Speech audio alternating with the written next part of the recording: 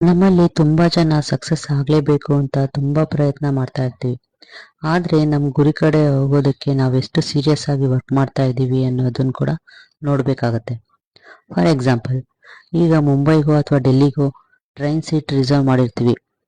ಮನೆಯಿಂದ ಅರ್ಧ ದಾರಿ ಹೋಗೋಷ್ಟರಲ್ಲಿ ಜೋರಾಗಿ ಮಳೆ ಬಂದು ಫುಲ್ ಟ್ರಾಫಿಕ್ ಜಾಮ್ ಆಗ್ಬಿಡುತ್ತೆ. ಆಗ ಟೆನ್ಷನ್ ಆಗುತ್ತೆ. ನೆಕ್ಸ್ಟ್ ಇಮಿಡಿಯೇಟ್ ಸ್ಟೆಪ್ ಏನ್ ತಗೋತೀವಿ ಹೇಳಿ? ಅಲ್ಲಿಂದ ಬೇರೆ ಆಪ್ಷನ್ ಹುಡ್ಕೋಕೆ ಸ್ಟಾರ್ಟ್ ಮಾಡ್ತೀವಿ. ಹೇಗಾದ್ರೂ ಮಾಡಿ ಆನ್ ಟೈಮ್ ರೀಚ್ ಆಗಲೇಬೇಕು ಅಂತ ಎದ್ದು ಬಿದ್ದು ಸರ್ಕಸ್ ಮಾಡಿ ಹೇಗೋ ಕಷ್ಟಪಟ್ಟು ಟ್ರೈನ್ ಹೊರಡೋಕೆ 2 ನಿಮಿಷ ಮುಂಚೆ ಹೋಗಿ ನಮ್ಮ ಸೀಟಲ್ಲಿ ಕುತ್ಕೋತೀವಿ.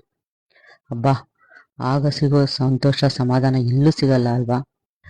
ಸೇಮ್ ಅದೇ ರೀತಿನೇ ನಮ್ಮ ಜೀವನದಲ್ಲೂ ಕೂಡ ಒಂದು ಗೋಲ್ ಅನ್ನೋದನ್ನ ಸೆಟ್ ಮಾಡ್ಕೋಬೇಕು. ಎಷ್ಟೇ ಕಷ್ಟ ಅಡೆತಡೆ ಬಂದರೂ ಕೂಡ ಗುರಿಯನ್ನು ತಲುಪೋದನ್ನ ಮಾತ್ರ ನಮ್ಮ ಧ್ಯೇಯ ಮಾಡ್ಕೊಂಡಿರ್ಬೇಕು.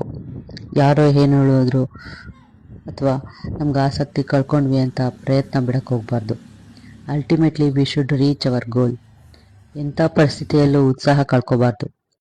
ಮೊದಲು ನಮ್ಮ ವೈಯನ್ನು ಕ್ಲಿಯರ್ ಮಾಡ್ಕೋಬೇಕು. ನಾನು ಯಾಕೆ ಅಚೀವ್ ಮಾಡಲೇಬೇಕು ಅನ್ನೋ ಉದ್ದೇಶ ಕ್ಲಿಯರ್ ಆಗಬೇಕು.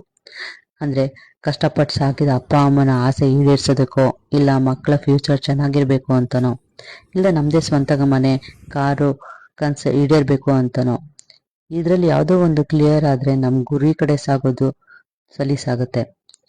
ಪ್ರತಿದಿನ ನಿರಂತರ ಪ್ರಯತ್ನ ಅಂದರೆ ಕನ್ಸಿಸ್ಟೆನ್ಸಿ ಇರಲೇಬೇಕು. ಅದನ್ನು ವಿಜುವಲೈಸ್ ಮಾಡಲೇಬೇಕು. ನಾವು ಈಗಾಗಲೇ ಅದನ್ನು ಸಾಧಿಸ್ಬಿಟ್ಟಿದ್ದೀವಿ ಅನ್ನೋ ಥರ ಮ್ಯಾನಿಫೆಸ್ಟ್ ಮಾಡ್ಕೋಬೇಕಾಗುತ್ತೆ.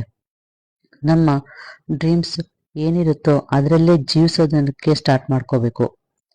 ಇವೆಲ್ಲ ಹೊಸದು ಅಂತ ಅನ್ನಿಸ್ಬೋದು, ಆದರೆ ನಿರಂತರ ಪ್ರಯತ್ನ ಪಟ್ಟರೆ ಎಲ್ಲ ಆಗೇ ಆಗುತ್ತೆ. ಕೊನೆಗೆ ಸೋಲನ್ನು ಸೋಲ್ಸೋವರೆಗೂ ಪ್ರಯತ್ನ ಮಾಡಬೇಕು. ಧೈರ್ಯದಿಂದ ಎಲ್ಲಾನು ಫೇಸ್ ಮಾಡಬೇಕು.